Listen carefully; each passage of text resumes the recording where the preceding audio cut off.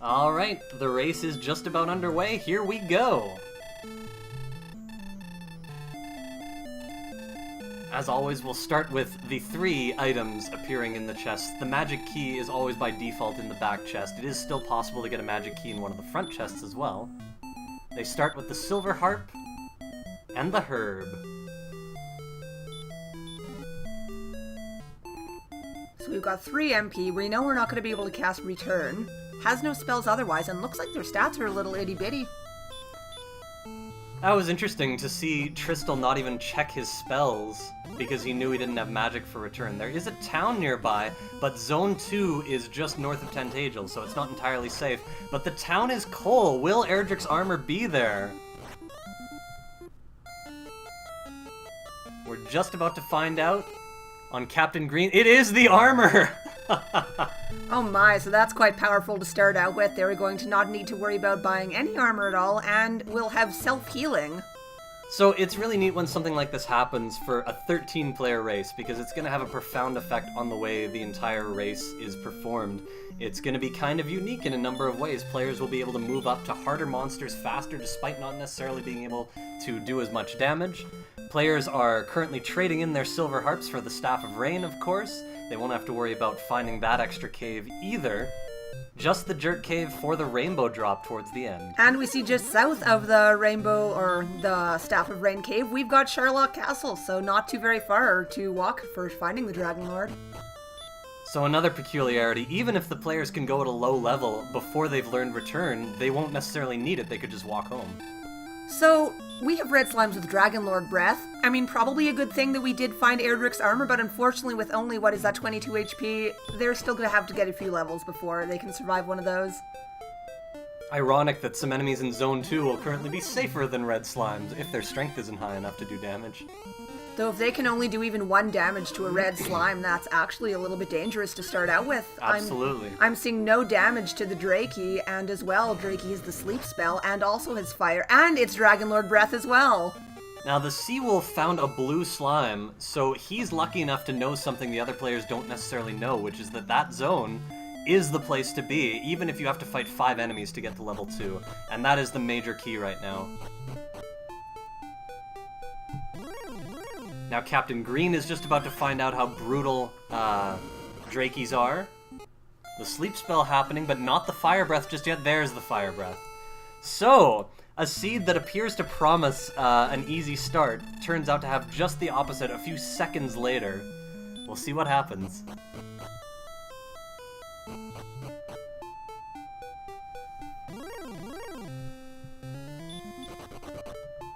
So, Seawolf, out of the 3 people shown on our channel, has a huge lead currently with 1 whopping experience point.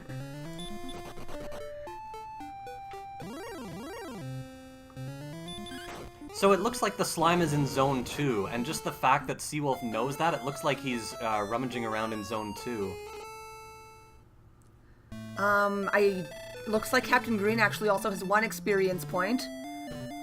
This is going to be very important for them to be able to find those or get lucky. It looks like Captain Green did manage to defeat a red slime. Well done for Captain Green. Meanwhile, Seawolf's found an alternative. Because he has Erdrick's armor, despite the fact that he's only doing a half damage on average per attack, he can beat a ghost if he gets that 6 or 7 damage in before the ghost chips away at him. Ghost doing very little each round, and he's still trying for it.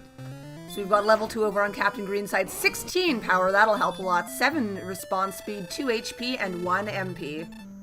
So that first level up is a big deal. That's breakout power. That'll allow Captain Green to fight just about anything. Will the Seawolf defeat this ghost? It's coming down to the wire. He has 2 HP left. Oh, he has an herb.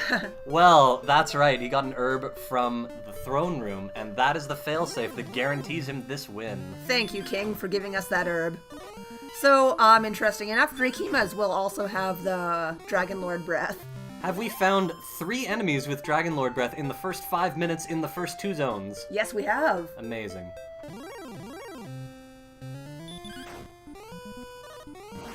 Tristal finds a slime, so he knows they exist. They seem to be fairly rare. We know they can only be, about 20% of a zone, but we have not seen many of them altogether. Meanwhile, Seawolf already feels comfortable trying a Warlock, and who can blame him? This would be quite the payoff if he manages to beat this guy. And so far, the Warlock is just doing groups of 2 damage. Unfortunately, he just took 5 damage on that attack, but it appears his damage range is 2 to 4, which bodes well for beating an enemy that can have less than 30 HP. And he got it! So this is an enormous boost. He's going to get 2 levels at a time, so you're going to see larger than average numbers here. 12 power, 20 response speed, 13 HP, 25 MP, and he also learns the spell of heal and return as well. Heal is going to be extremely helpful in these opening times. And I'm hearing from Zernax42 in chat as an off-stream update, Jay Coper, another opponent in this race, apparently has killed a metal slime. Now that is really huge. I'm not even sure how many levels that gives you. I'm pretty sure it would bring you to level 6 on its own, and fairly close to level 7.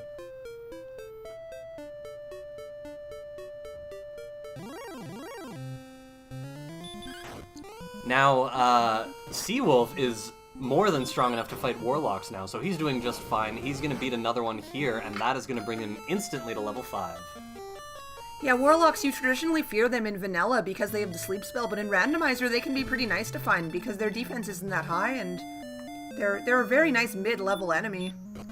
7 response speed from that level in the stat that he didn't need because he has Erdrick's armor, 1 in every other stat. So a fairly meaningless level, but ultimately, Seawolf only needs 3 more Warlocks to hit level 6, so good progress along the way. And there's Captain Green reaching level 3. Tristal's still pacing back and forth, hoping to reach level 3. He can fight Drakies now. He can defeat them in 1 hit. And Captain Green going through the same ordeal, ready to chip away at this Warlock at level 4. And it won't quite get him to level 5, but it'll get him pretty close.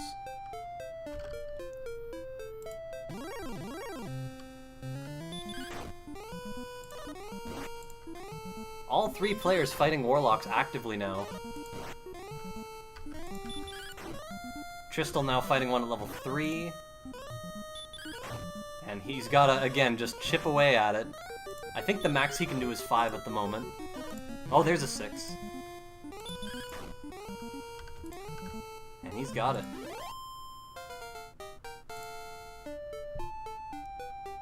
So yeah, despite a rocky start, no real problems for any of our players once they got to level 2. That really helped a lot. And now we're going to have a lot of smooth periods of somewhat frantic explorations as the players desperately try to keep up with their growth and try to discover all the key items required to complete the game.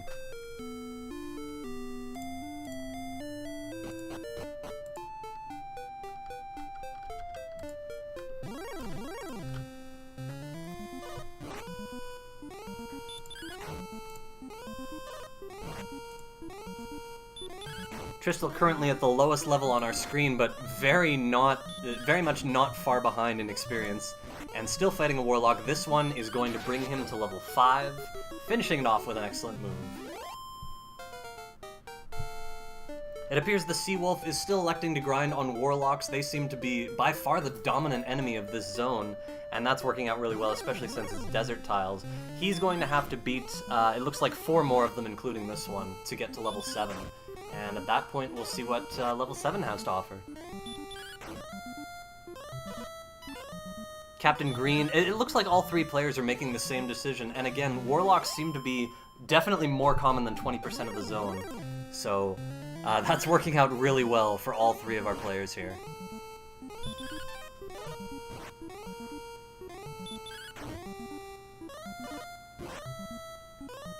Less than 10 minutes in, and already everyone is feeling pretty comfortable with their grinding, but not quite strong enough to go out exploring. Tristal's checking out the shop in Cole. Let's see what he finds. He's going to purchase a copper sword, a nice upgrade over his club, and that will definitely help the Warlock grind if that's where he chooses to stay. And it looks like he is, for the moment. Yeah, it's still not too bad an area to grind in at this point. I mean, you're sort of familiar, for the most part, you know who is Dragon Lord Breath, and you know probably to avoid them, but the Warlocks, they're still pretty juicy at this level. So Captain Green got to level 6 just now. Tristal looks like is hitting that as well. And Seawolf with this one Warlock is going to be one battle away from level 7. It looks like he'll be the first to reach it, so we will see if he stops encountering slimes. We will see what that level has to offer. Yeah, so within all of the racers playing at the same time right now, it is the fastest 3 overall. So potentially one restream could have all the winners, or you could have no winners, or there could be, you know, any combination between the streams. So we will keep you apprised of everyone's progress as we go. If anyone finishes, we'll let you know. Level 7 for the Seawolf. All 3 players still grinding on Warlocks. We have 5 power, 2 response speed, 12 HP, 8 MP. And the spell, it looks like he learned Stop Spell and Outside and Repel. I hadn't announced any of those before. I had seen Heal and Return before. Not sure if he got them all at the same level, but...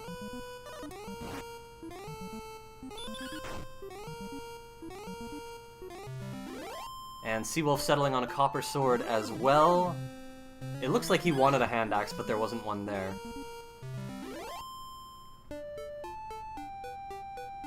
Tristal and Captain Green continuing to fight Warlocks, as it seems they should. There's an argument to be made for exploration, but at the same time, it's not very likely that any players will find anything particularly helpful nearby, and at the state that they're in, it could be fairly dangerous to explore. It's not like they're at super high agility for running away from things they can't kill or anything like that. Right now, Warlocks are still not you know, an instant kill. Seawolf finally electing to branch out and explore a little bit at level 7. Tristal and Captain Green still looking for those Warlocks. Seawolf finds a Spectre, and unless it has any abilities, this is a perfect type of enemy to find at this point.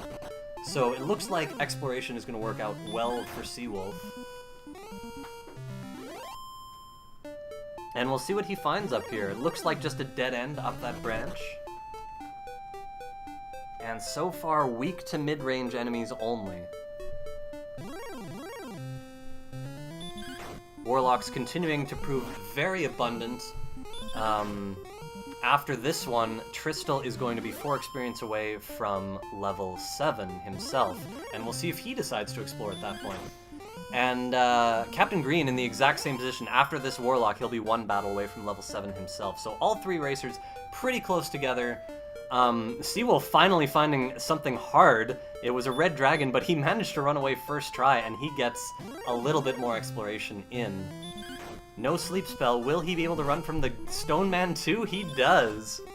And he discovers another dead end, this time at the top of the map.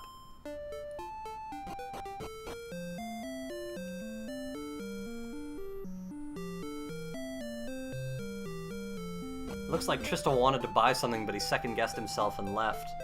And now he is choosing to explore at level 7. Of course he'll fight a Drakima, still excellent experience for where he's at. Also, Drakimas also do have sleep, along with the Dragon Lord Breath. Unfortunately, we'll send Tristal home. And Captain Green has found the Jerk Cave, as well as another cave. I haven't seen what that one is yet. He's heading over there now. And it is... What do you guess, mountain?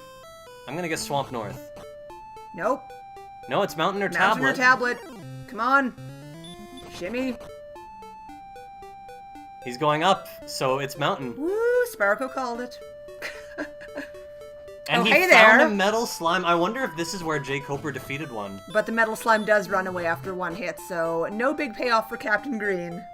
Tristal finds the 2 caves as well. I'm not sure where Seawolf is relative to the other 2, but he's currently running away from an Axe Knight, and with the heal spell, he will survive nicely with all that MP. So Tristal finds a Metal Slime now, gets 1 hit on it, and it sticks around, so maybe he'll have some luck.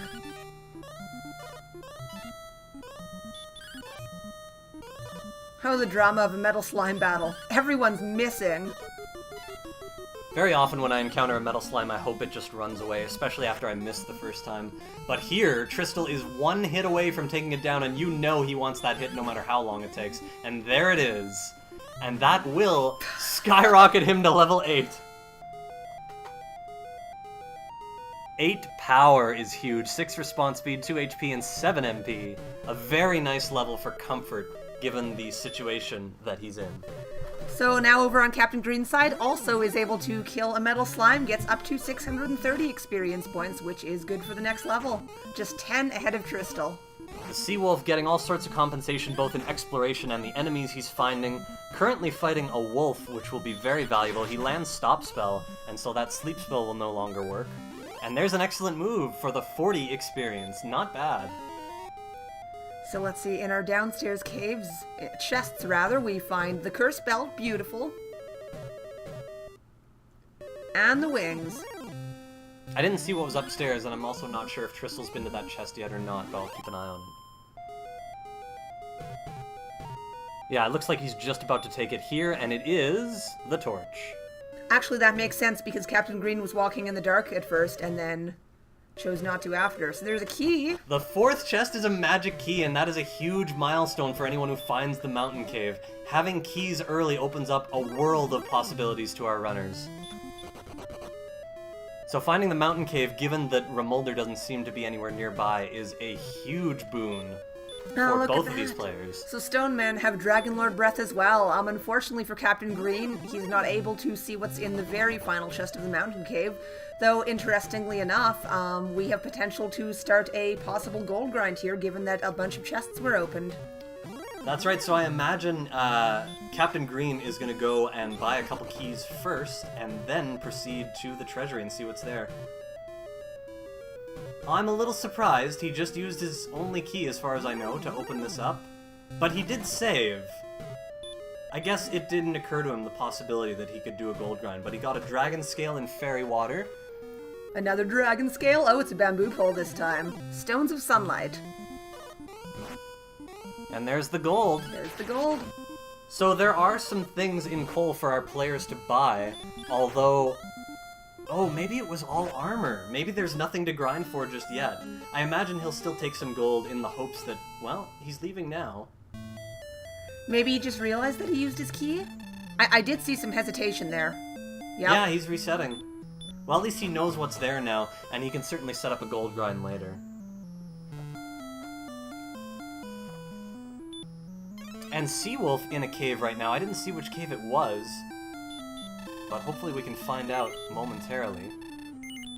Judging by the way, yeah, it's the mountain cave as well, so all 3 players have found their way to magic keys, and that is absolutely huge. Yeah, so meanwhile, Tristal did choose to buy the key right away and is now going to find the exact same things in the treasury.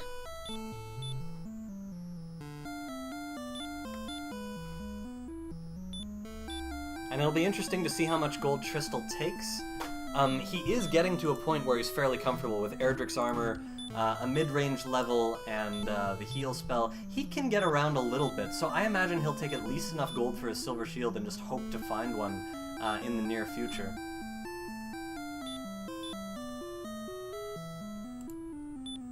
So there he goes back to the gold chest, and we'll see how much he takes. I've been in this situation before. Personally, I believe that in this situation with no hurt more, I would get 24,600 gold, hoping to find a flame sword as well. But Tristal would be happy with just a broadsword at this point. But that's my guess. I bet he will get over 24,600.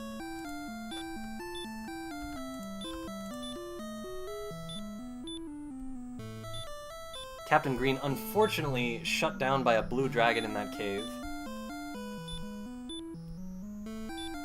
Meanwhile, Seawolf successfully runs away from a blue dragon. Will he show us what is in that final chest in the mountain cave? He's very close to it now, as he encounters another blue dragon.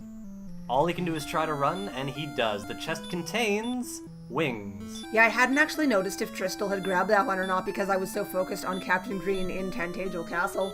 It's not easy to follow 3 people at once when really significant things are going on. The race is too exciting. So yeah, I was exactly right. Tristal has gotten gold for Flame Sword and Silver Shield, and he's saving in an effort to hold on to it.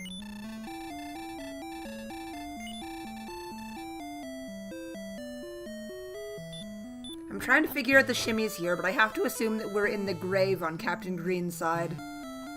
In the grave, it's pretty easy for most players to get to the first 3 chests as long as they know to go right and then up 4 squares, and then there are a number of at least 2 different ways to get to the treasure chests, both of which are feasible in the dark.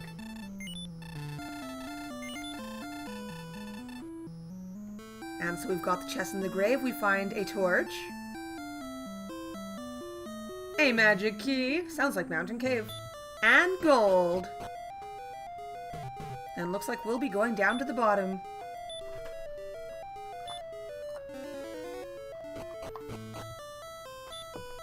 Well, he'll try. I mean, it's a dangerous phase of the game, but he'll try.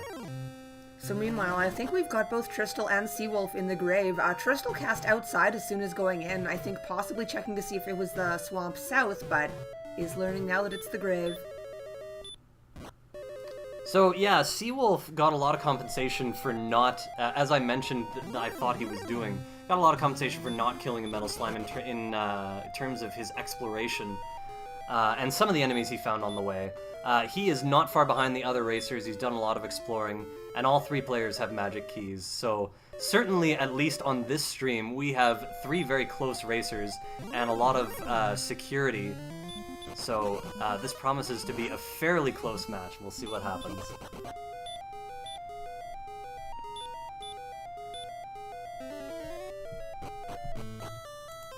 Seawolf now knows that a gold grind is possible. He's probably not in a hurry to set one up because he doesn't know where there's a flame sword or a silver shield.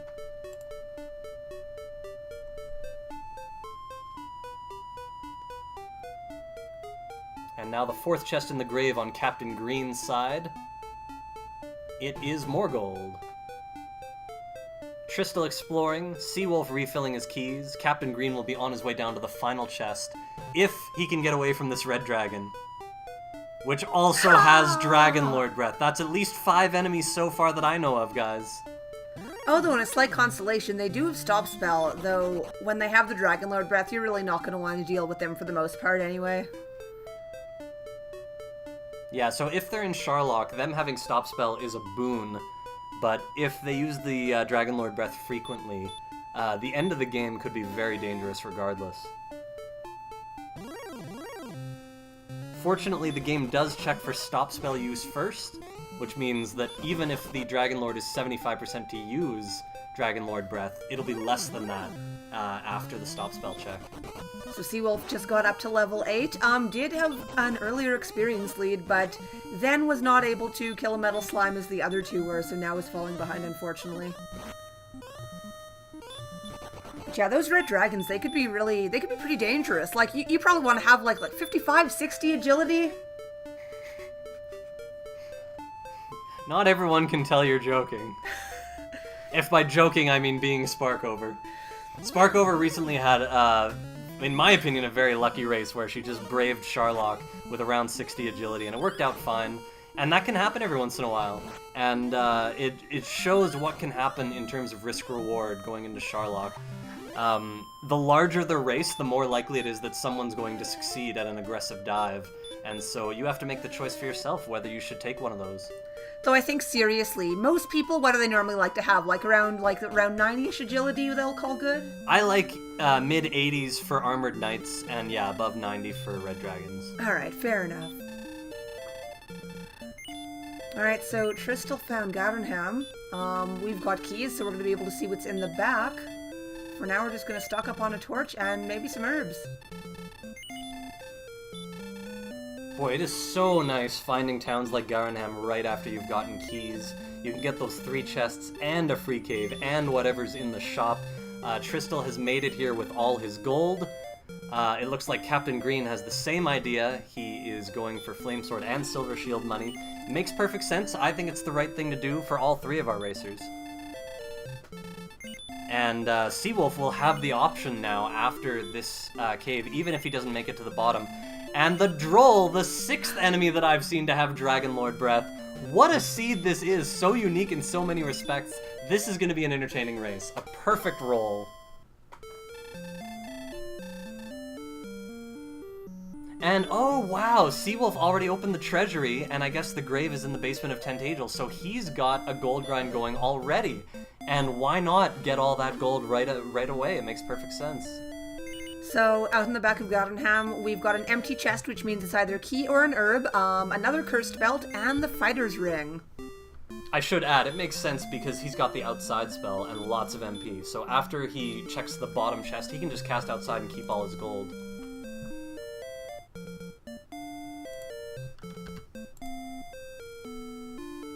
What a situation. Meanwhile, Tristal, discovering the Stones of Sunlight Cave in Garen's basement.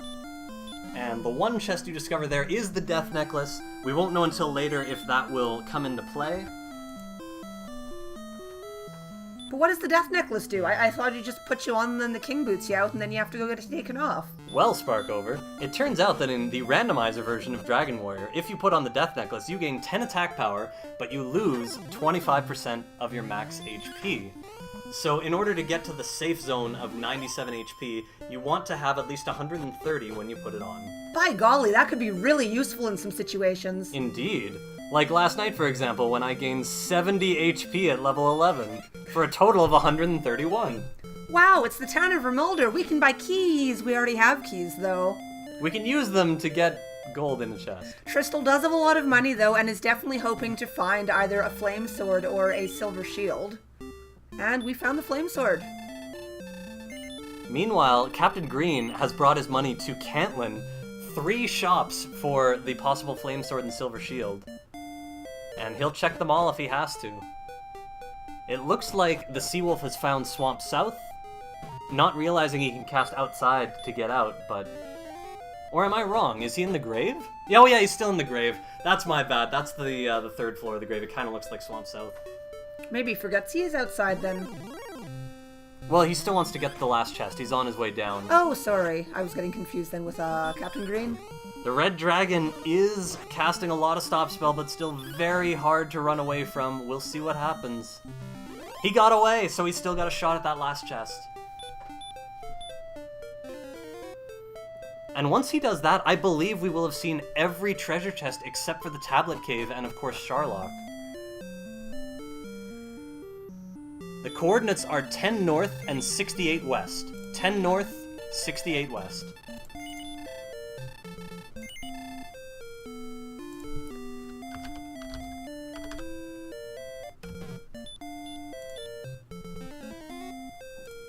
And again, there's so much happening on everyone's screen right now. I'm trying to watch them all. Seawolf is very close to the end of Garen's grave, hoping to get that 5th chest. In Seeds, where Erdrick's sword is in Sharlock, it is such a relief to know that you've actually opened those last chests at the bottom of caves. You do not want to have to go through an entire cave when you're in go mode just to check for the sword, and if it's there, it could be disastrous. So as we've been going on, there's been a little bit of shopping happening. Both Tristal and Captain Green now have the flame sword and the silver shield. So they have all the best things that you can purchase. We're just going to be looking out for Erdrick's sword. Seawolf found gold in that last chest, and I think he underestimated how much gold he needed for the 2, but regardless, he's really close. He could easily buy the silver shield and get the flame sword a few combats later, or vice versa. That's not a problem. Just another 2,200 gold.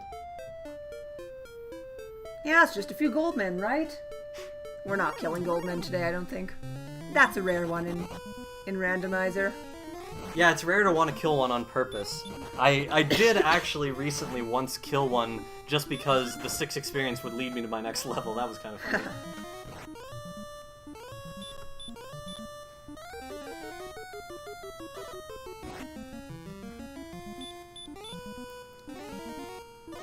So yeah, all 3 players on our screen are at level 8, fairly close together, and fairly well equipped with either the things they've bought or the things that Seawolf is going to buy if he finds a town that sells things. And he's on his way with exploration. He finds another cave. That's probably Swamp South, yeah? Let's find out. Well, it's not Swamp South. Tablet? It could be Tablet, but oh wow, 2 towns and another cave? So he's gonna check the towns first for sure. so here we've got Remolder. I believe I remember the Flame Sword being here. Yeah, so that means he's going to buy the Flame Sword, and he's going to have to hold back on the Silver Shield for a while. Doesn't quite have enough. Another 2,100 with that discount. But he will pick up the Small Shield. Oh, and he'll pick up the gold here, too. That's going to be a big help. Oh, that's true. Or maybe not. It looks like he's staying at the inn first, so maybe he's not going to pick up the chest. I don't know. I feel like he would. I mean, in what situation would you not pick up the chest unless you already got the sword and everything else? Okay.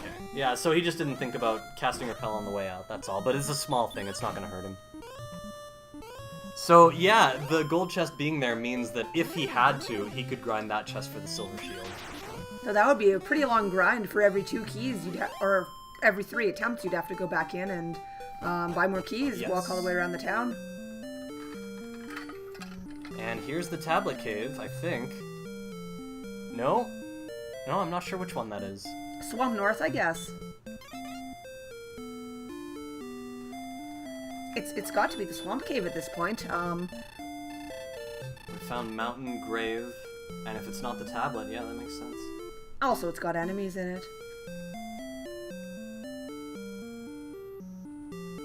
The other town is probably... Oh yeah, it's Garinham, that's right. Yeah, they're the neighboring towns. So now Tristel's got the coordinates.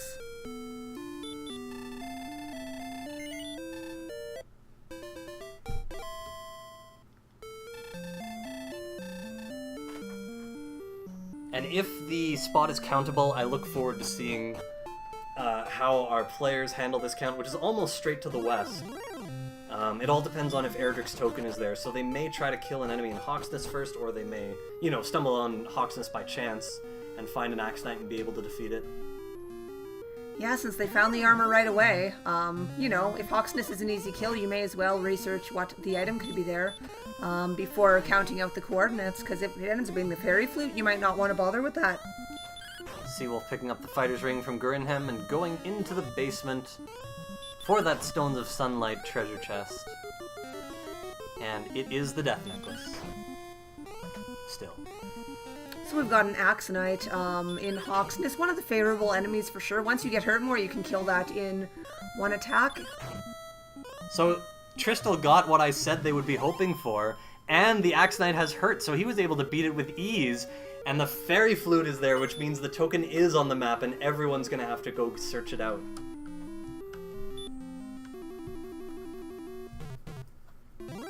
And unsurprisingly to me, Tristel is going to fight Axe Knights for a while.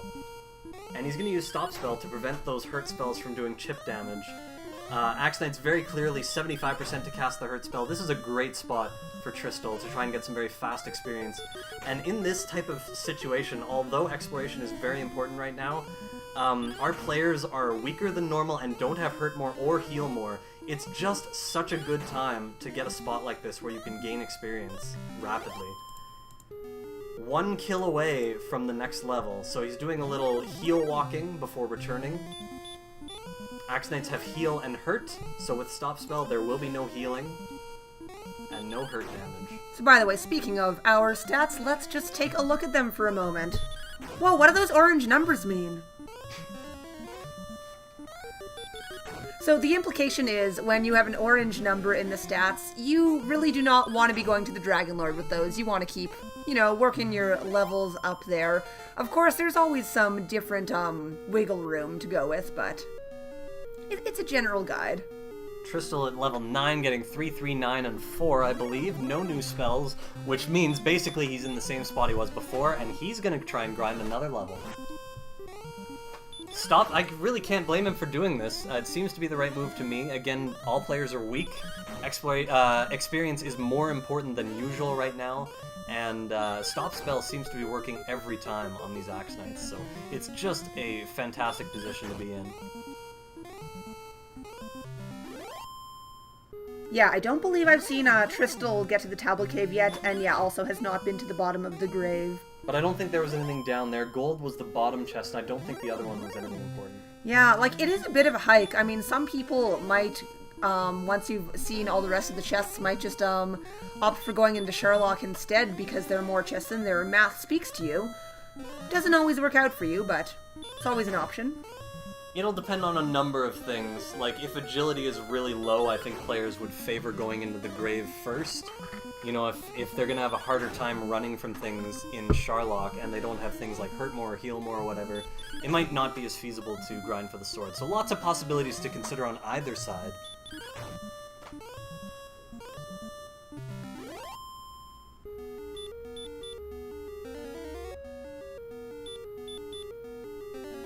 And it sounds like, based on what someone said in chat, that Jay Coper is maintaining a strong lead that he got ever since defeating that metal slime. Being at level 11 at this point in this race is very strong, and Jay Coper is a very skilled racer, so he's got an advantage, and there's a very good chance that he'll carry that through into one of those top 3 spots. Yeah, finding a metal slime early on can be quite a big benefit because when you have lower strength, they won't even run from you. So you're pretty much guaranteed to kill it as long as it doesn't have any like hurt more, Dragon Lord breath, or even the smaller breath or hurt. If it's an easier kill, you've pretty much got it, and that can just propel you because you get to skip all of the grinding out the little baby levels down, with the slimes when everything else is Dragon Lord breathing you. And I know that Jay Coper is a player that will explore earlier than others on average. It's no surprise to me that he found the mountain cave early. If that's what happened, it makes perfect sense that he got a metal slime early. So props to him, what he did paid off, and it's looking like he'll get one of those top 3 spots. Again, we can't guarantee that this early. We haven't even seen all the racers, but yeah, looking very solid. And yeah, up to NG mentions in chat that Seawolf grinding gold for the Silver Shield. That looks very accurate. We are at the exact money for the Silver Shield right now, and Breckenary must have it because yes. He's going in. So now our players are even in equipment, except for Captain Green, who is lacking the fighter's ring. Tristal got to level 11 fairly rapidly, showcasing the excellence of this decision to grind here at this time. Just a great decision where he's so unlikely to take much damage from an Axe Knight who has 75% hurt, and also the heal spell and stop spells working every time. Already at level 11, where we were talking about where Jay Coper was, Tristal in a very solid position, looking like a top contender for one of those 3 spots as well. Yeah, sometimes it can be, a bit of a good play. If you have a good grind spot, just to get a couple more levels, just so your exploration is a little bit safer. Like if you can get a hurt more or heal more, then, your exploration becomes a lot safer at that point. Now, Captain Green is also in Hawksness, but he appears to be grinding off of the Axe Knight tile. And because he's walking on desert, I don't think he's just heal walking. I think he's looking for something specific, and I'm not sure what it is. I really like the idea of going to Axe Knights, but I guess we'll see what his idea is. Wraith Knights, I guess he must like. Yeah, he's fighting a Wraith Knight.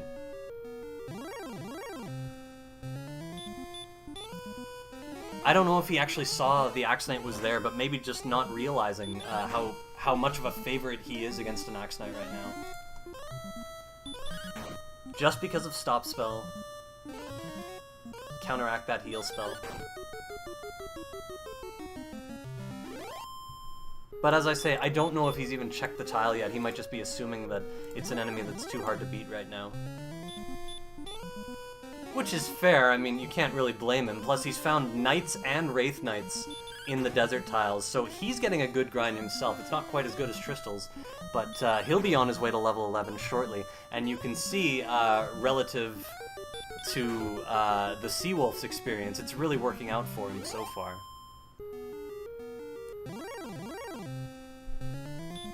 One more enemy after this Wraith Knight will bring him to level 11.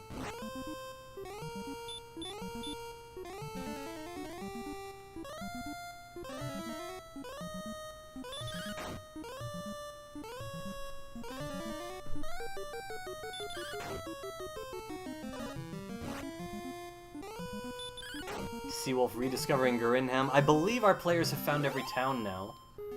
Yes, that's I think we found everything now, haven't we? Pretty amazing. Assuming they found the swamp cave, which I never actually saw myself. And I don't think I saw the tablet cave either. Oh yeah, tablet cave. So that's it, just 3 caves. Which is technically 2 caves, one leading to the other. So Captain Green got to level 11 and is now taking on the Axe Knight. Finding out the good news that, it's got the wee little hurt spell. And once he sees that heal spell, oh, he didn't even need to use the stop spell. Getting the bad news about the fairy flute. Interestingly enough, it doesn't look like any of our players have even considered going after the token just yet. Tristal already at level 12 now, and still continuing to fight Axe Knights, given that he did not gain heal more or hurt more. And again, it's been working well for him, you really can't blame him. Having found nearly everything on the world map, our players can transition to solely experience grinding earlier than usual in a situation like this. And I mean, who knows? Tristal may have made the decision already to just wait to check the chests later for the sword. Because if he's between the tablet, the bottom of the grave, and Sharlock, we already know that the grave and Sharlock are right at the castle. And as well, once you venture out for the token, the Jerk Cave was pretty close to the starting castle as well, so he might just be thinking grind as much as he can right now just because, you're in this area at the moment. It's an interesting puzzle for him because on the one hand, the sword would help so much with grinding, but on the other hand, it's less likely to be in those few chests that are left, and there are difficult enemies blocking it. So perhaps he's looking for heal more first, for example, and then maybe he'll go check those other chests in Garen's grave and such to make sure that the sword is not actually there. Or he could end up diving into Sharlock first. We'll just have to wait and see. So now I've got Captain Green just still grinding on the Axe Knights. I don't think he's seen the heal spell yet because he is still not casting stop spell. So we'll see if that works out again for him here.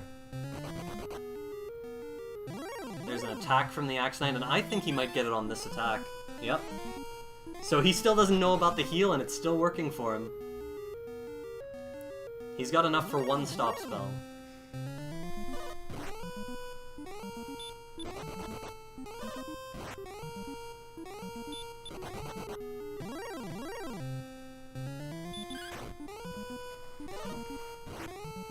All 3 players simultaneously fighting either an enemy in Hawksness or an enemy that exists in Hawksness.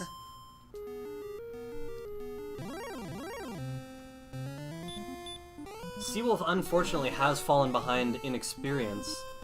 I'm not sure what he has left to find. Again, it's so hard to watch 3 players at the same time, but it looks like he's found most of the important things. Except for the token, of course, but he knows where the coordinates are, I assume. Stonemen with Dragonlord Breath, one of the 6 that we have discovered already.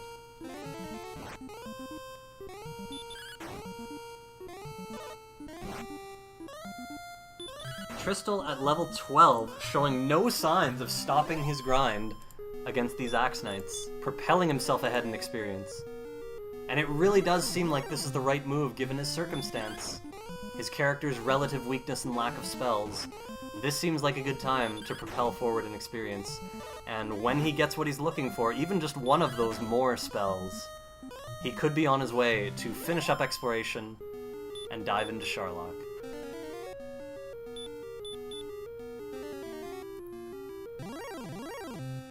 So we've got a level 12 on Captain Green's side, about 800 experience away from Tristal. And I think Seawolf just cast outside through the swamp cave. If that's true, then there's only the tablet cave left that I haven't seen. Only one possibility for that Erdrick's sword.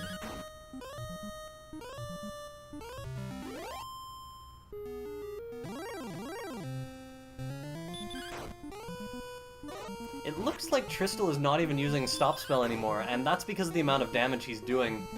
Basically, he's doing about 2/3 of the Axe Knight's damage in 2 attacks, And the Axe Knight won't heal himself until he's lost at least 3/4 of his HP, or specifically until he's down to 1/4 or less of his max HP. So he can very often kill an Axe Knight in 3 attacks without worrying about a heal. He's just in that comfortable range. Now the Axe Knight did get a heal there, but he's continuing to attack regardless. And it's going to work for him. All 3 players simultaneously fighting an Axe Knight. This is where they want to be right now. So level 13 for Tristal, we get a 9 power, 1 hit point, and 6 MP. No spells yet.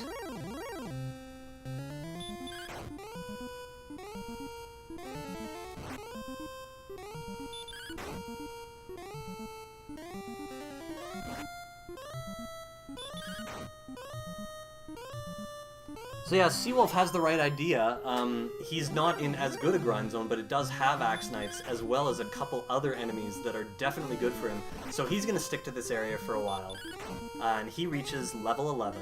I don't believe we've seen Seawolf and Hawksness yet, but at least now he does have knowledge of what the Axe Knights can do. You really can't blame him for sticking in this zone. It looks like the majority of the enemies are good for his current cause. And he really needs to gain levels to advance more safely through this world, so it makes perfect sense. Axe Knights for all.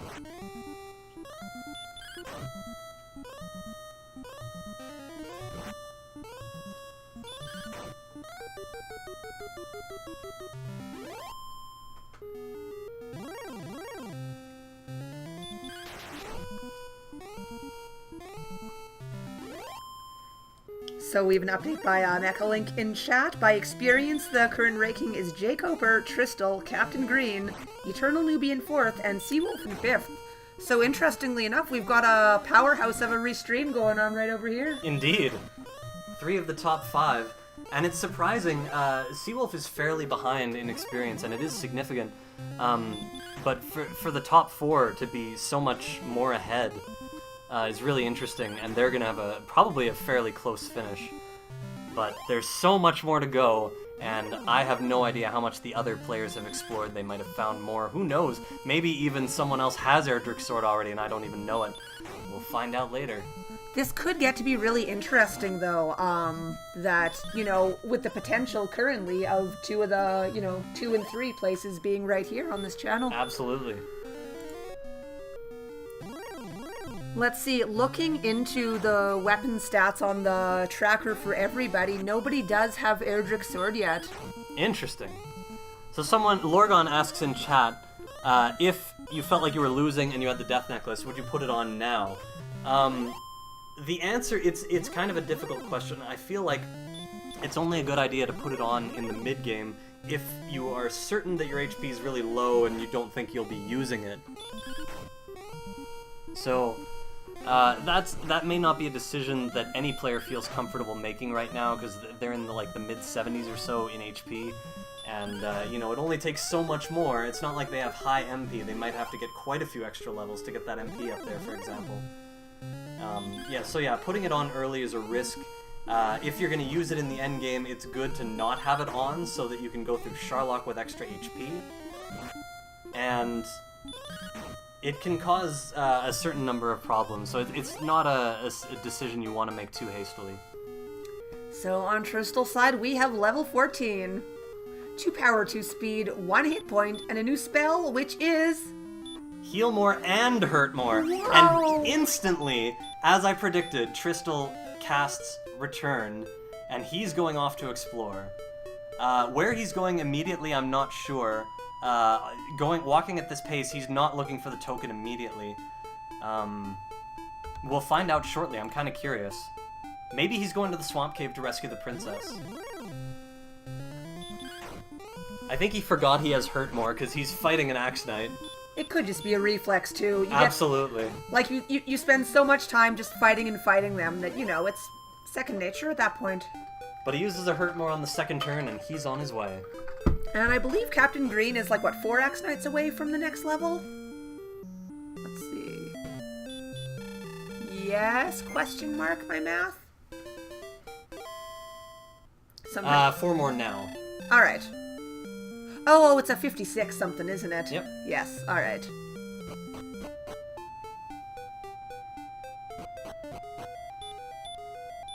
Yeah. What? Everybody has found the staff cave. It was, I believe, like right on the screen when you started the game. My guess was correct. It was the only thing I could think of, that Tristal's going to save the princess to get the token. It makes perfect sense. I don't know exactly where the Swamp Island is, but it could be that this map is pretty windy or the token is on the island, and Tristal is going to go save the princess to make it easier, opting for Sleep against the Stone Man, who he knows has Sleep and Dragon Lord Breath, so... And the Stone Man only attacked, so he'll be able to take it down on the 3rd round, and that worked out really well for him. Now he can just cast Outside and return. But not without challenging another wee metal slime. Yeah, it's very difficult to run from metal slimes. It just makes sense to fight while the opportunity is there, and if you happen to get lucky, then more power to you. So is it difficult to run from a metal slime statistically, or just the yearning to kill one? I mean, for me, I'm always aware of the fact that it's very difficult to run from them.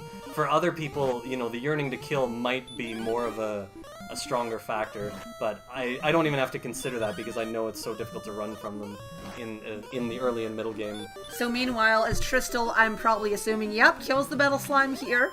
Captain Green had made it to level 14 and instantly cast the return, just as Tristal did. So yeah, all players making great decisions, knowing what they have to do to beat this seed as quickly as possible. And here's Tristal with the princess, as I said, casting Outside and return to get the princess home immediately.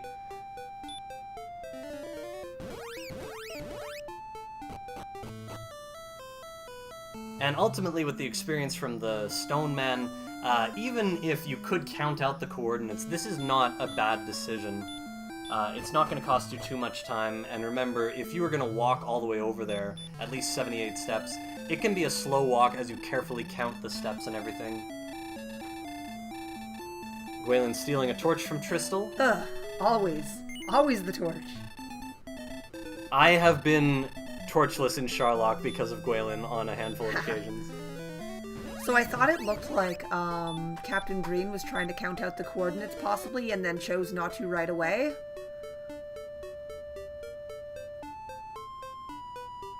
It looks like you have to go south and then west before... Oh no, yeah, I think Tristal's going to the Swamp Cave again. I think it's on that island.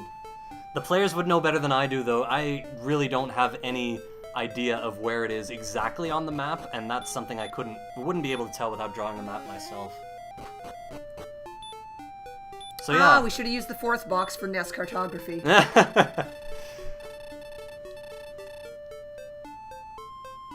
So yeah, about 30 steps to the west for Tristal. It looks like it will be on the island, and it looks like the players knew that going in. So the decision to get the princess makes perfect sense. So Captain Green finishes up in Garenham, got the fighter's ring and put it on, picks up the death necklace. Looks like discarding the fighter's ring. You do keep the buffs from it, though, once you've put it on. It's funny how an accidental piece of programming like that can work out so well. It creates an interesting dynamic, too. A player might not want to discard the Fighter's Ring or Dragon Scale if it's the only thing they have to enable a Death Warp out of the Mountain Cave to set up a Gold Grind, for example, when you have Erdrick's armor. Though, to be fair, we're past the gold grinding stage of this game now. We are far past. The players could not care less about large amounts of gold.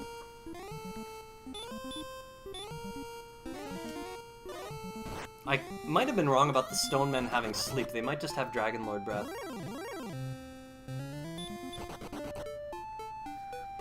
So Seawolf discovers the Stone Man on the swamp tile, and it looks like he's healing up to actually battle it. He ran away, and now I think he's going to battle it to save the princess.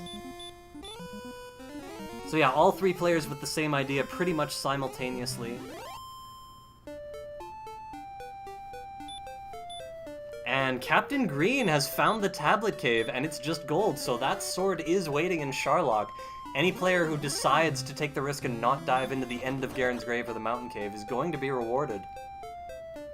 Yeah, I believe the other two have both been to the bottom of the grave. Tristal is not, and we'll see what decision he makes.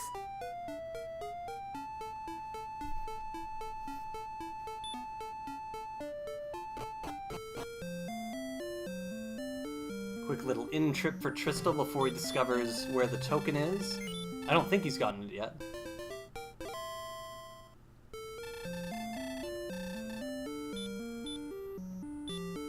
Oh, he must have if he cast Return. Unless that was a terrible accident, but I don't think it was.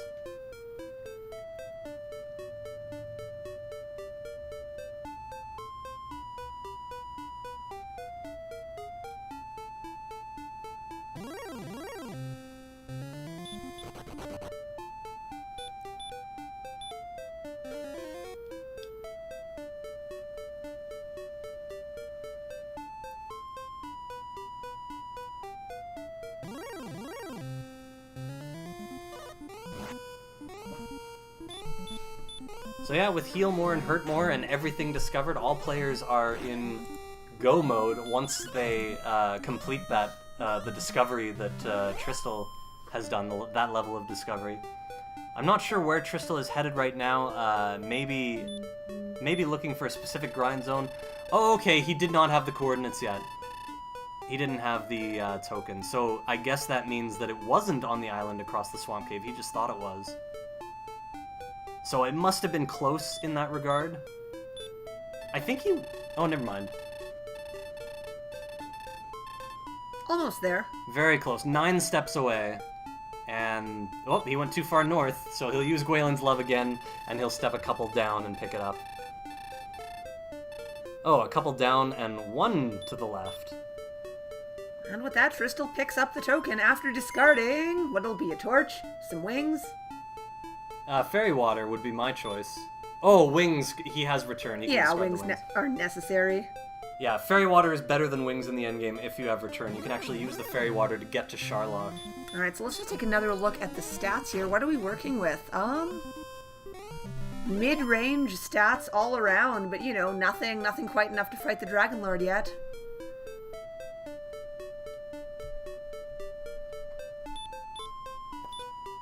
Captain Green rescuing the princess as well. But yeah, Tristal having the token already, his lead has to be fairly tremendous in terms of at least the top 3. His position has to be pretty comfortable right now. It will all depend on how difficult Charlock is. And that's something we won't find out for a little while. With the Axe Knights in Hawksness, I don't think any player is going to opt to get the sword first. I think they're just going to grind there until they're strong enough and then dive for the sword.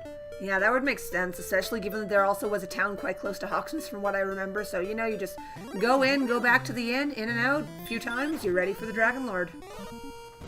And Tristal is only about 500 or 450 experience away from the next level, so we'll see what that brings. Now comfortable fighting blue dragons with the flame sword. And that's another point, too. They also do have the flame sword right now. If they didn't, then maybe looking for Edric sword could be a little more of a priority, but when you have the flame sword, you probably won't get that. There's the rainbow drop for Tristal. And again, I don't really think he's going to go into Charlock right away. I think he's just getting the rainbow drop because of the position of the Jerk Cave. Looks like he's heading east to Hawksness for the final grind phase. Yeah, it's really hard to say no to, you know, a guaranteed Axe Knight encounter. And such a quick kill if Hurtmore doesn't enough damage to kill it, which it usually does, the fair majority of the time.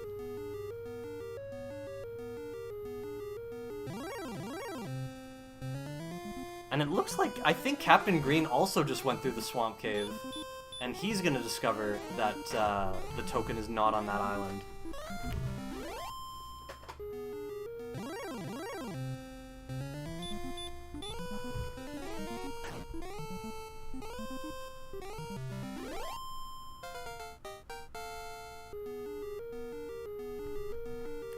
Here's level 15 for Tristal, 1, 3, 2, and 8.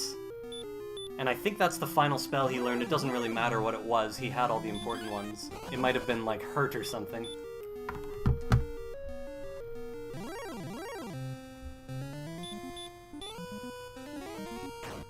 And he has enough HP, so he's going to be starting to look at those strength and MP stats to determine where he's going to need to dive.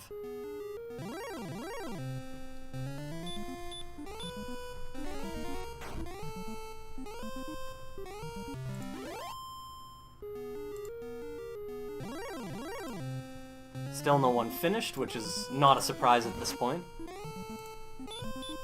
And there are our stats.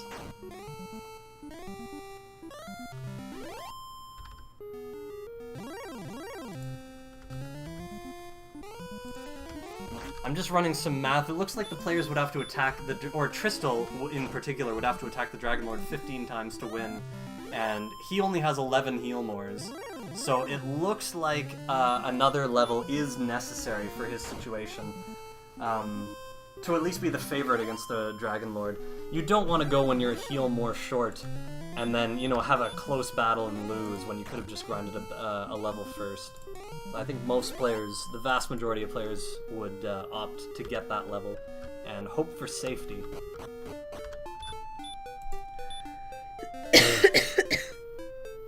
Now Tristal is leaving Hoxus. I'm not oh, he's just healing. That makes sense. Cantlin being just next door, as Sparkover mentioned.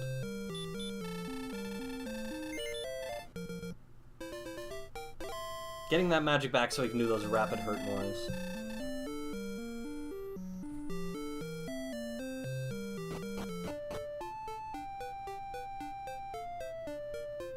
So I think Captain Green, yeah, he's still looking for the coordinates. Let's see how close he is. He needs to go about 21 to the west, so he needs to figure out the way to get to the other side of this land. And if he's gone through the swamp cave, he'll know now that it's not on that island. And he doesn't even have the rainbow drop, so he can't even make a bridge across the lake.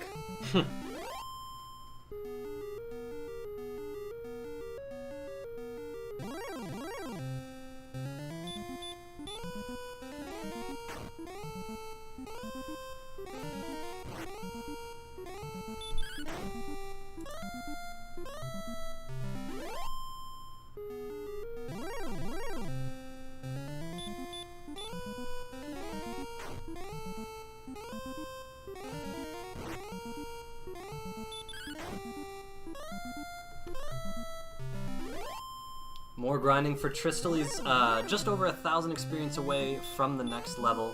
That'll happen relatively quickly, and then we'll see if level 16 is enough.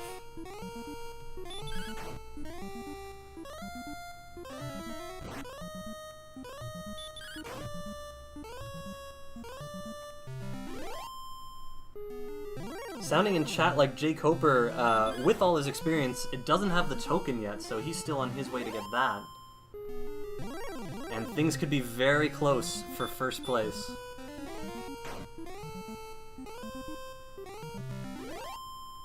Yeah, you never want to grind too much. I mean, of course getting your experience is an important part of the game, but you also sort of want to factor in when it's time to stop grinding and search and get the rest of your items. He's not necessarily grinding for too long yet, but, well, we've yet to see what the outcome will be. So it looks like Captain Green is choosing to go again for the token.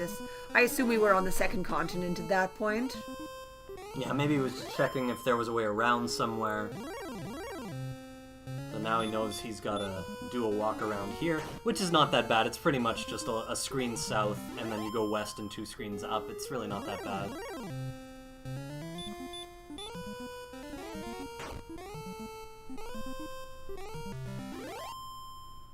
So we're 1 Axe-Knight away from level 16 on Tristal's side. And Seawolf is... Yes, this Wraith Knight will be enough for level 14 for him, which is where Captain Green currently is. Now, is this... I think that is going to be enough, but... that's interesting. Tristal immediately went for another Axe-Knight.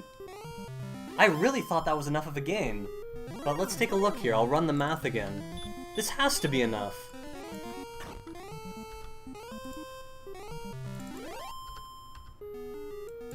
Yeah, it's enough. I'm really not sure what Tristal's doing here. His agility is not terribly low.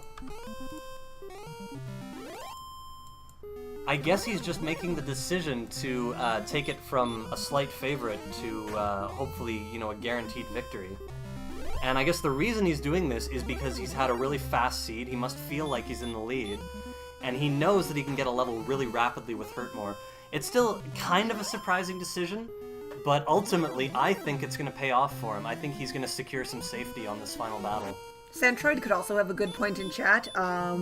Actually, a couple people, I think, are mentioning this now, that maybe they're looking at their attack power and sort of forgetting that they don't have Erdrick's sword with them. Yeah, that would make sense. Because you actually only need to attack the Dragon Lord 13 times now on average. And, wow, and he has 13 heal more, so it already is very safe. So this is a level that Tristal does not need to get. I guess Centroid's explanation makes a lot of sense. And I think he just realized it. There is one other possibility that perhaps he was putting himself in range to grind a level on the way down. But yeah, he might have just realized, oh yeah, the sword will give me the extra power and I'm totally strong enough. Oh no, never mind, he's going to heal again. I missed that again. So I guess Tristal will finish this level and then dive. Hopefully it's not like a zero power game. I would hate for him to think that he needs yet another level that he doesn't actually need.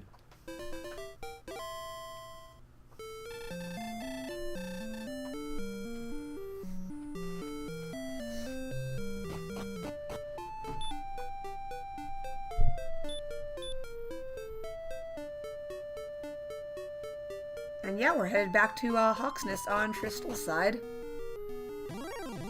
I don't think I need to ask him. I think Centroid is correct.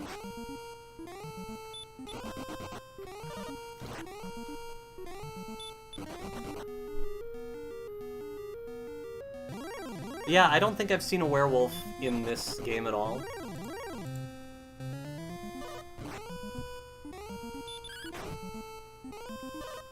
That may be the only enemy that doesn't exist in the seed, or he could be in Sharlock.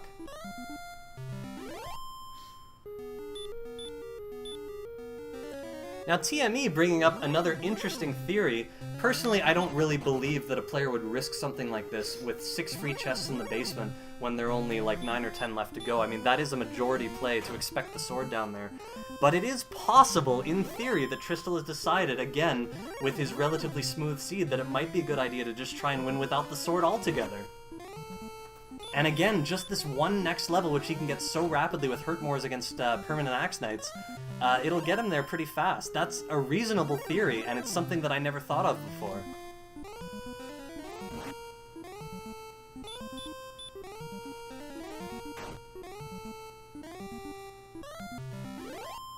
Centroid mentioning that Tristal may not have seen the Tablet Cave, so he may be worried that between Tablet, Grave, maybe Mountain if he didn't get that last chest, there are a bunch of possibilities for the sword to be in, and he doesn't want to have to waste time scouring them all. He might feel this is the faster way to ensure victory for him. And we'll have to wait and see what level 17 is. It could make him super powerful and a total lock to beat the Dragon Lord, even with the Flame Sword.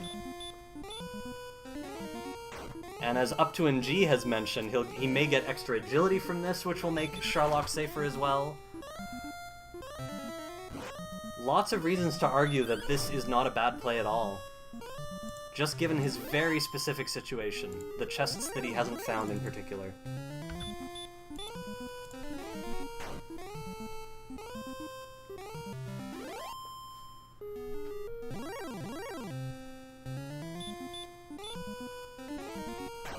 And I'm just hearing that unfortunately Jay Cobra took a death on the bottom floor of Sharlock. Very unfortunate.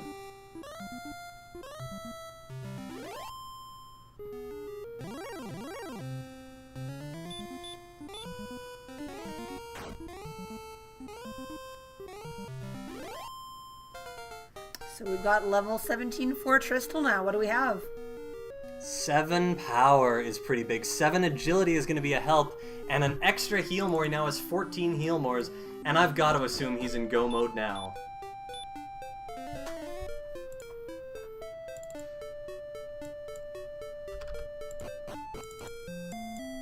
15 attacks required with the Flame Sword now to win, and he has 14 heal mores.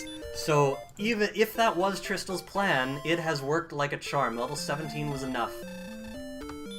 And if he has to heal more on the way down, he has the option to check for Erdrick's sword. So good for Tristel. Still no one is finished, and we're looking at a very possible victory for Tristel. You know, one of the top 3 slots. Captain Green's still fighting those Axe Knights. He's already at level 15, and keep in mind, he only needs level 16, so he's not that far off. And Seawolf also just reaching level 15 now. So very close things happening on our screen.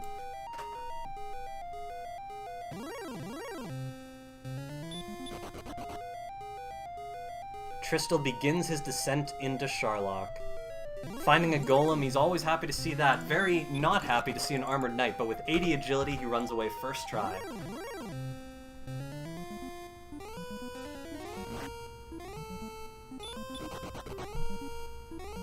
So it turns out Seawolf did not have the coordinates yet. He is going to search out the token right now, and if he realizes that the token is not on the island, maybe he can count it out immediately without getting the princess, and that'll save him some time. And yeah, pardon me, as being noted by Lorgon in chat, all 13 of our players are on the strength HP build. Kind of rare to see. I think ultimately this year, it hasn't happened until this year, but I think ultimately we all agreed that strength HP is the superior choice. I was on the fence until the very beginning of the tournament. I even played strength agility in my first round, and after that was when I was convinced. Not because of that seed, but because of discussion later in the week. I believe everyone has agreed that strength HP is the superior choice overall on average.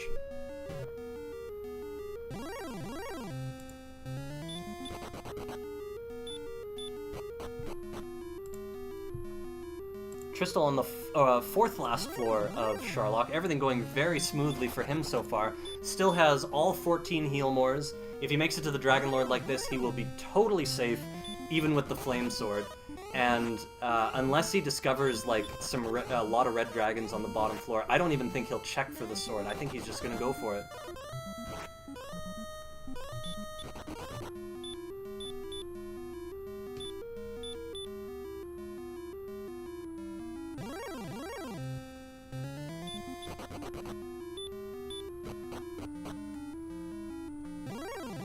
So here we go, the first of the bottom floors, and he does find a red dragon, fortunately running away first try, but that adds a danger element. The second enemy is also a red dragon, and he's got to wonder how frequent are they down here.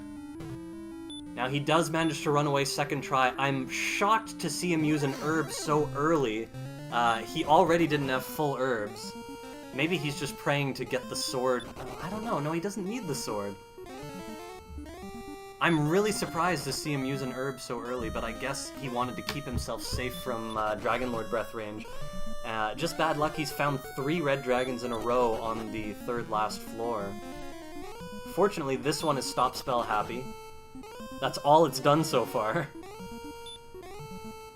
Really lucky break for him there, and now he runs away successfully. On to the 2nd last floor. That was a really long floor for how short it is. Indeed. And now the final floor. And Tristel encounters a 4th red dragon on the fork square, so I still don't know what his intention is. It could very well... Oh, wow, he's going up for the sword. 5 red dragons in a row, and as I mentioned, given that he's seen nothing but red dragons, I cannot fault him for this decision, because he's preparing for the possibility to have to use heal mores on the way to the Dragon Lord. There, by the way, is our first werewolf. Hey, they do exist. So solely because he's encountered 6 out of 7 red dragons, I would absolutely go for the sword in this case. It's just too dangerous to try and make it to the Dragon Lord without using some heal mores, and he's going to use one right here. Yeah, he knows that he can risk that, or rather, you know, that he can use it and just take the risk that the sword is in here. Math says yes. A lot of luxury Tristel afforded himself getting that extra level. It is working out really well for him. It gave him a lot of flexibility in Sharlock. Now he's going to get the sword. and have a tremendous lead. He's going to be able to burn a couple extra heal mores on top of the extra one he already has. Maybe extra 2 that he already has. And there's our sword.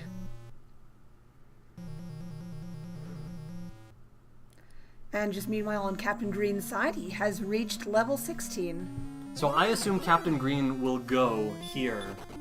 And I don't know where everyone's at, but this may give him a good shot at 3rd place. I assume Jay Coper is going to finish 1st and Tristal 2nd, but we'll just have to wait and see how the Dragon Lord and Sharlock treat them.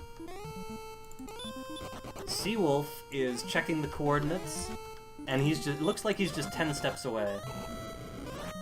I think he went 1 too far there. Yeah, he's just got to go 1 back down. But he'll use Gwaylen's Love again to verify.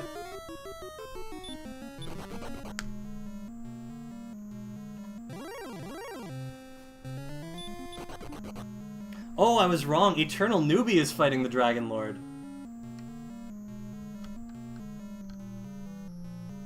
So if Jay Coper beats the Dragon Lord, then Captain Green might narrowly miss the 3rd spot. It's only the top 3 that are gonna win. Yeah, no kidding, Lorgon. Tristal on his way to the Dragon Lord. He might see 2 dot duns before he finishes. He might panic. But we're gonna keep an eye on who finishes first. It's gonna be a close one, folks. Perhaps the top 3 will all finish within like 90 seconds of each other. Tristal will use another heal more here. Very comfortable with that extra level. He still has 11 heal mores left. That's more than enough. In fact, he could burn another 2 heal mores and still be a massive favorite. He could burn 3 heal mores and still win. So he's feeling very safe right now, just comfortably eating up his herbs to heal. He could have used a heal more there to heal, but it works out to be the same because he also doesn't need to use herbs against the first form of the Dragon Lord. He's got lots of ways to win this.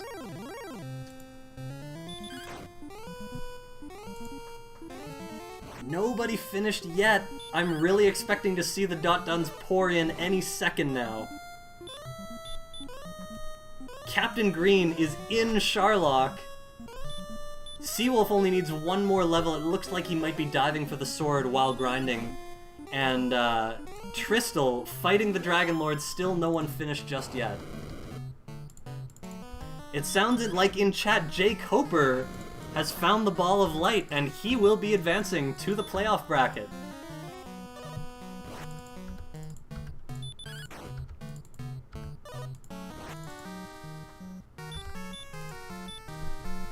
So Jay Coper finishes in first with a time of 1:17:33. Congratulations to Jay Coper for finding that metal slime and sticking the landing, playing a fantastic seed throughout.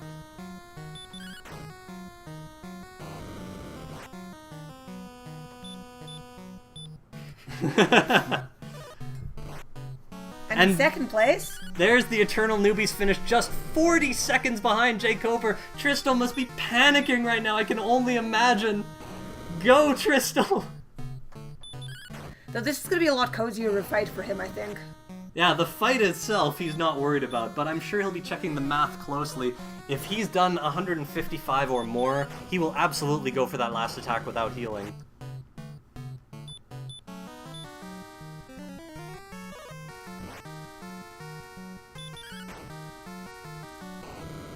He's got to be close now. Only 3 heal mores left. My guess is within the next 2 attacks he'll have it. So probably next attack, depending on how the rolls have been going. But he's going to heal more. Make sure he's safe. No, still 1 more to go. He may have gotten some low rolls early on.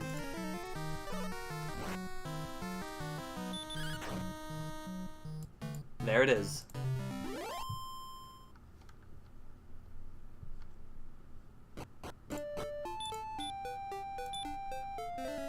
Now, I'm not one to assume that it's over. I can't see the other racers. I feel like we'd have an update in chat otherwise, but... So the 3 slots go to Jay Coper, Eternal Newbie, and Tristal, finishing, it looks like, just 2 minutes behind first place? Just 2.5. about. Incredibly close finish between our top 3. Captain Green is on his way down, just 3 floors away from the bottom. Tristal extremely happy on his stream. Beauty. Just 2 minutes and 8 seconds separating first and third. Absolutely amazing. The top 2 finished within 40 seconds of each other. Very close race. Captain Green may have a shot at 4th place here. Seawolf still grinding for level 16, and it looks like he's also trying to dive for the sword simultaneously. No reason not to, other than the fact that Hawksness was a great grind zone in itself. But you see how close everything was for so many of our racers. In a seed where you start with Erdrick's armor, and other than getting to level 2, which was not a lot of experience, there weren't huge difficulties, just a little late getting heal more and hurt more.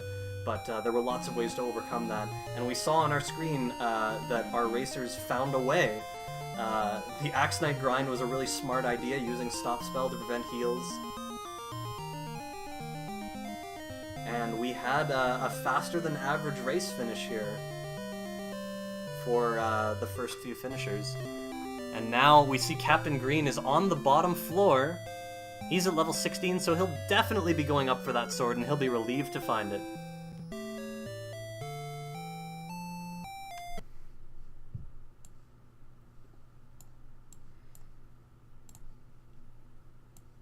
And Tristal has turned off his sound. Thankfully, I have the power of music. Hopefully that is not too loud. It is louder than the other one was.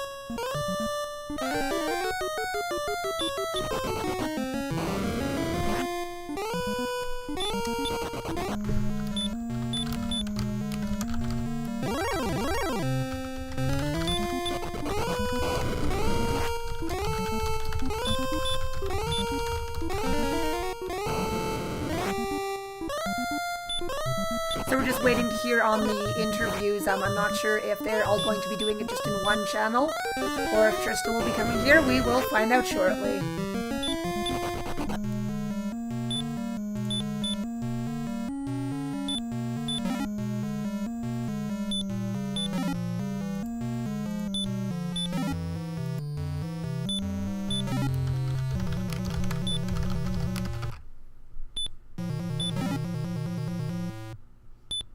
So yeah, Tristal will most likely be joining us shortly for an interview.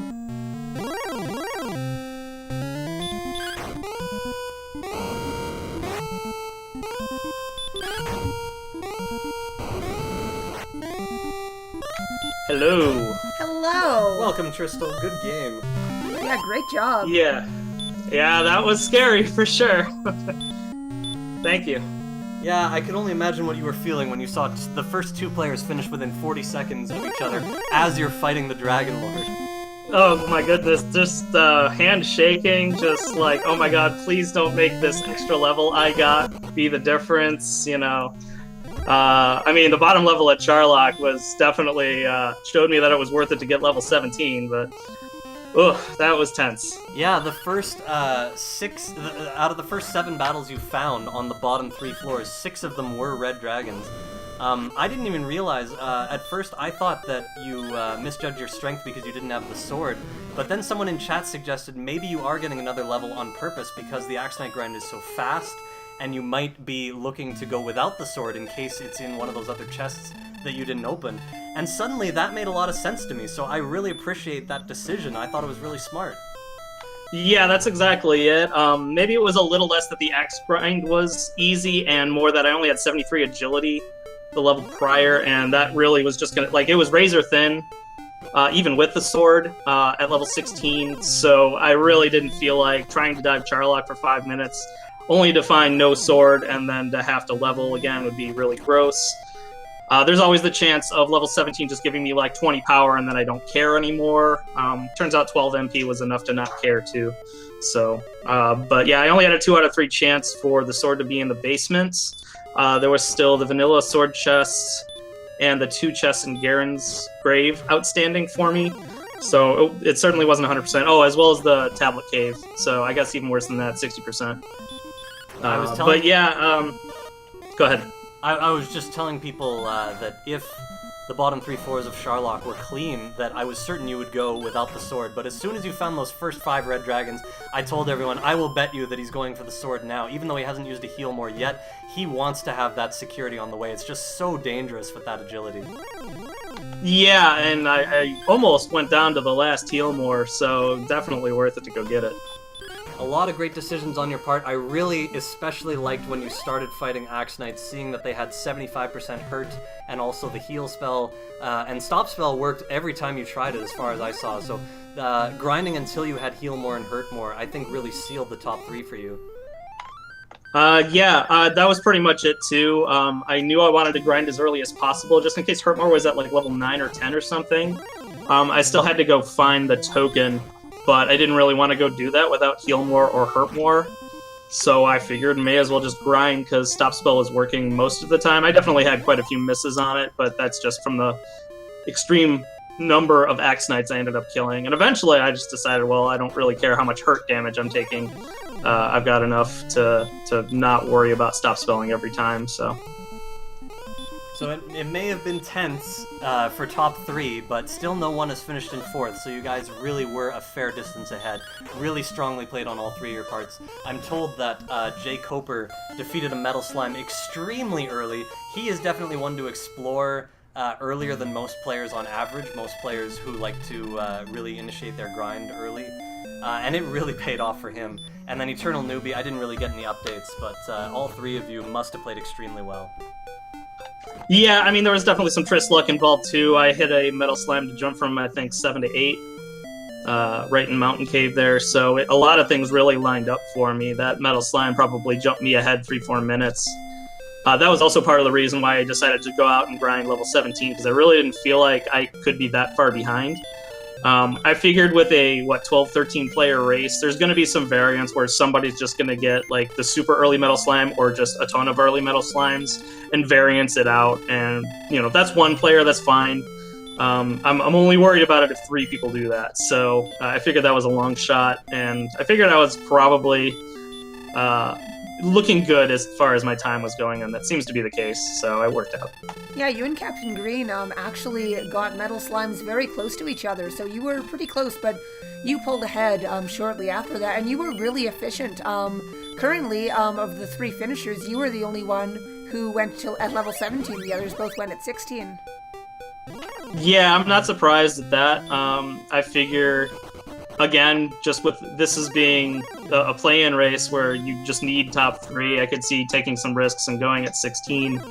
But again, with the early Metal Slime and just how well the seed had gone in general, I felt like I could stand to go for level 17 because I just didn't want to lose to bad Char luck. And I almost did. If I hadn't gotten level 17 with that same luck, there's no way I would have made it at 16. So. Yeah, once again, it all just kind of worked out for me. Yeah, very smart decisions on your part overall. It looks like the Seawolf has picked up the sword at level 16, but he's used MP, so he'll have to leave and heal or grind another level. And Captain Green, it looks like he's going for it at level 16, so we'll see how that works out for him. Only 13 heal mores at level 16.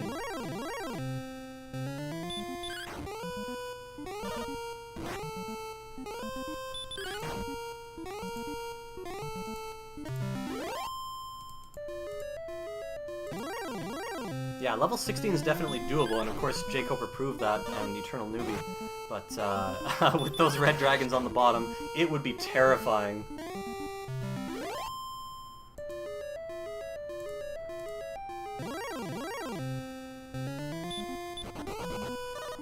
Yeah, it's an interesting decision process whether or not to just fight the red dragons like Seawolf is doing right now, or just try to run away with 73 agility. Given that they seem to have about 50% stop spell, maybe it's not terrible. I always kind of struggle with that, depending on the circumstances, but seems to be doing, well, not that great, I guess, because he's run out of MP, but At least he'll be able to get level 17 fairly quickly, hopefully. Yeah, only 7 red dragons to go, and now only 6. So, given that he's gonna have to leave and refill anyway, he might as well finish off this level. It looks like that's definitely his intention. He'll check the mini-boss if he can get there. And meanwhile, Captain Green still has all 13 of his heal mores. But he actually, I didn't see this, he is now going to get level 17. Yeah, good old grind on the way down strat. And he'll see that power and he'll know that'll clinch it. Despite the fact that he doesn't get the 12 MP for an extra heal more, he'll know that that is a great buffer to put him way ahead, a massive favorite to win right now. Yeah, especially since he's already got the sword, it looks like he's doing pretty good.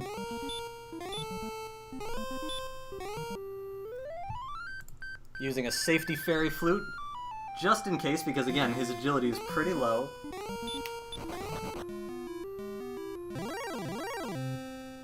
Yeah, that was another thing I was sort of curious about, if anybody would dare to go strength agility and try and metagame it a little bit, assuming that most other people would go strength HP. But I didn't want to take that risk personally. Yeah, the reports But I could see that being a pretty good move. The reports were all 13 people did choose the strength HP. So strength agility has become a rare choice. I think just this year, most players have there's been a consensus that strength HP is probably the better choice overall. Yeah, I think you were one of the last holdouts, and that may have been what other people were just looking to see what was the better strat. And then when you switched, everybody else seemed to have given up. I really struggled with it. I thought they were both great, and I used, I was not once this year burned by the choice of Strength Agility, and I even used Strength Agility in my first tournament match. And then I had some discussion about it over that week, and I decided to switch to Strength HP, and I never turned back, and now I'm pretty much of the camp that Strength HP is the better choice. Yeah, I had quite a few post-race rants on my Twitch channel about whether or not Strength HP or Strength Agility was better, and I kind of talked myself into Strength HP being better as well. I remember my first year I was all Strength HP, and players like you and Jacquemus would take Strength Agility all the time, and that really swayed me eventually. I switched for year 2, and this year I just couldn't decide. I was going back and forth every couple weeks. And again, I was never burned by either choice, but I was just trying to figure out if there was a better choice on average, and I've sort of settled on Strength HP now. Yeah, I actually kind of maintain year 1 Strength Agility is still better, but we're not there anymore, so... Is that because the version was different back then, or...? Yeah, the Death Necklace is the specific reason why. Oh, right. Yeah, that makes perfect sense. There's definitely some logic to that.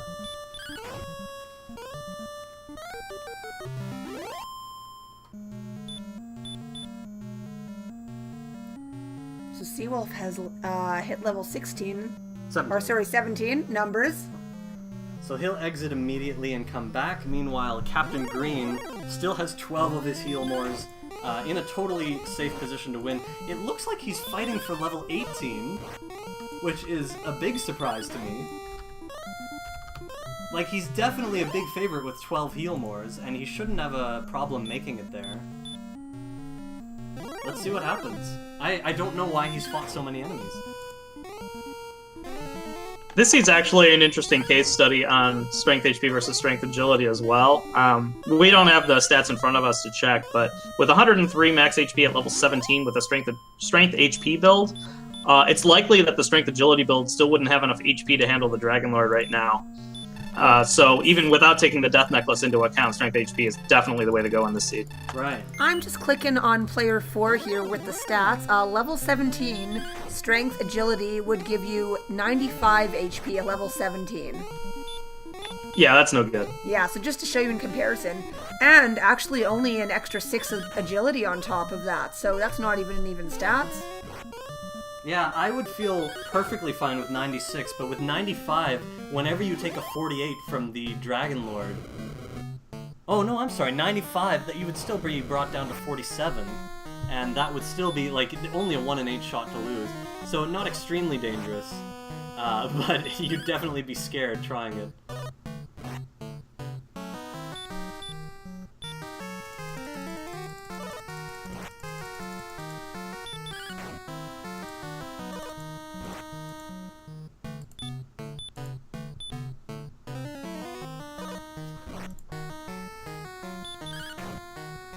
Oh my, level -1? Apparently that's a thing. I was just trying to go back to 0. So thank goodness Captain Green didn't finish that level grind. Maybe he was just fighting incidental red dragons. Either way, he's a total solid lock to beat the Dragon Lord now, as long as there are no menuing errors. Seawolf is on his way down to level 17, and he should have no problem as well, having 14 heal mores, lots of extra to burn on the way. And interestingly enough, after that first little rush of the 3 victors, nobody has finished since then. We do not have a 4th place established. Not that anyone else will be making it into the play-in race. Those have been determined already, but you know, for the glory. Yeah, Captain Green was really close to you, Tristal, in experience, and I don't think he was really behind in any other regards, so that just showcases how well you played the middle to end game. Really, really solid decisions, and I was really impressed throughout. And I actually learned something once chat brought to my attention that you might be getting level 17 on purpose. I analyzed it, and I ended up really liking the decision. It worked out so well. Yeah, I mean, in a way, it's sort of easy to look at hindsight and see what those red dragons were doing, and, you know, decide that my decision was correct because it worked out. Obviously, that was sort of my plan going in, but, yeah, that's where it is. So Captain Green has defeated the Dragon Lord, has gotten the Ball of Light.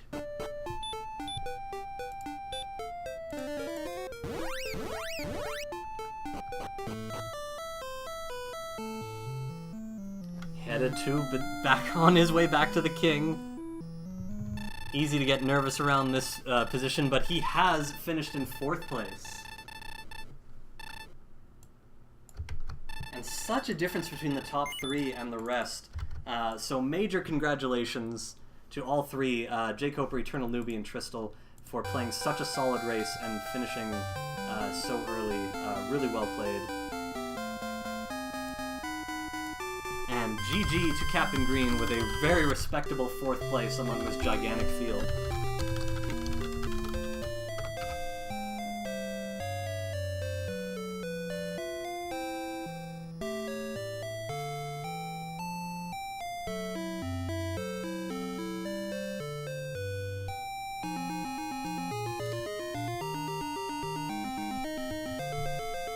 Seawolf now on the bottom floor of Sharlock, making his way over to the Dragon Lord.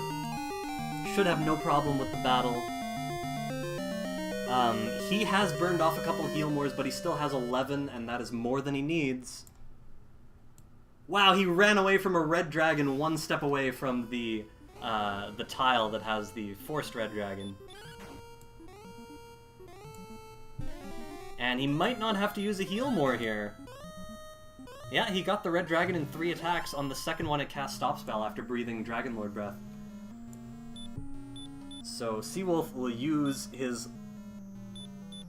Oh wow, he's talking with 93 HP. Again, he has extra heal more, so it should be fine. Looks like Tie-Dye Guy is our 5th place finisher, very close behind Captain Green. As Seawolf begins the Dragon Lord fight. And again, I'm not concerned about him at all, because despite being very low on herbs and HP entering, he just has more heal mores than he needs. He should be fine.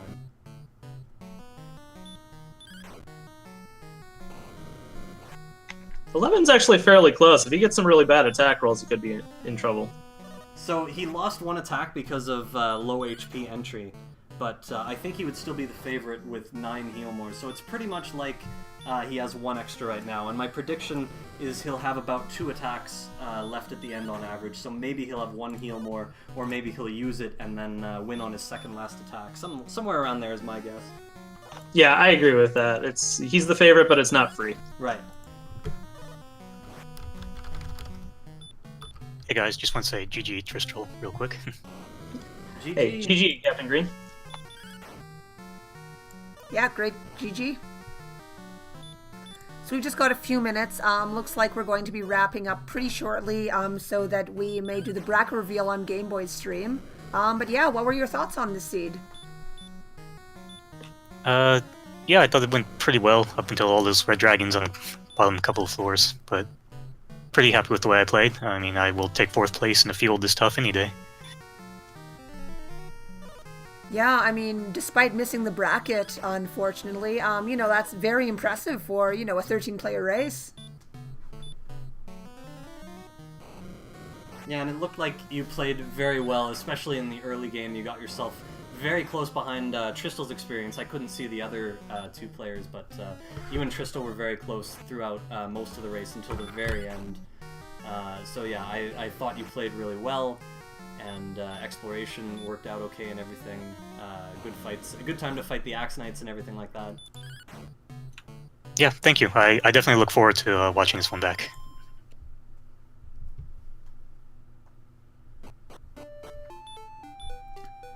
So, meanwhile, Seawolf has defeated the Dragon Lord now.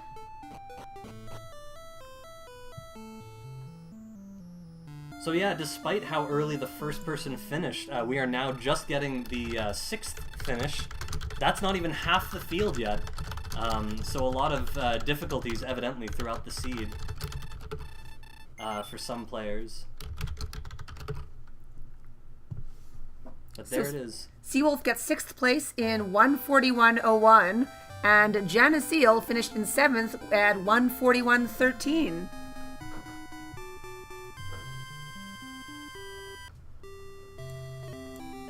Yeah, I was just really pleased with this seed overall. It started out looking really difficult, then Erdrick's armor was found so rapidly, really nice boost coming out of level 1 into level 2. Despite the 6 early enemies that all had Dragon Lord, started out looking really difficult. Then Erdrick's armor was found so rapidly, really nice boost coming out of level 1 into level 2. Despite the 6 early enemies that all had Dragon Lord. Oh. I'll have to turn that off for the echo. Sorry about that. So let's see. We do have Seawolf in here. I see. Hello. Hello. Well, GG. GG to you, Seawolf. Everybody, good work. We've got just like 2 seconds until we have to cut, but tell me all your words. Tell me your feelings. All right, early armor, great. Oh, they all have fire breath. Dandy. I And counted, Caitlin was over there. I counted missed Caitlin. six enemies Yeah. early with Dragon Lord Breath. It's bad. I missed Caitlin by like three or four steps. I missed Caitlin. I was looking for like 20 minutes. I totally whipped around that with the whole world, went back to the swamp cave and went outside. So I whipped Caitlin by like a half hour. It was awful. Oh, wow. That's what happens. Yeah, that can certainly happen in any seed. Yep, I'm not mad. Good job for the winners. They're all clumped together pretty close. No second tier. No me, captain, and let's see who's that. This one, that guy. We're all like in the same tier as well. So you have like the first bracket finished, then the second bracket finished. So the race is obviously, the more races you have, the more people will find the path. So it was pretty clever to see three of them finish like within a minute of each other, and then the second bracket be like within 5 minutes of each other. So that's pretty cool.